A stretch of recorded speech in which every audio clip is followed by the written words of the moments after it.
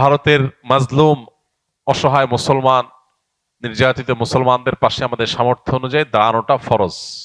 যতটুকু সামর্থ্য আছে ততটুকু, কিন্তু দাঁড়াতে হবে আমাকে।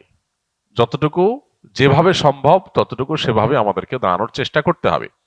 আমরা যদি মনে করি আমরা তো ভালো আছি, তো এটা হবে আমাদের সবচেয়ে বড় ভুল। কারণ কখনো কোনো মাজলুম মানুষের কষ্ট দেখে আমি তো ভালো আছি এই চিন্তা যারা করে, একসময় তারাও সেই কষ্টে পতিত হয়।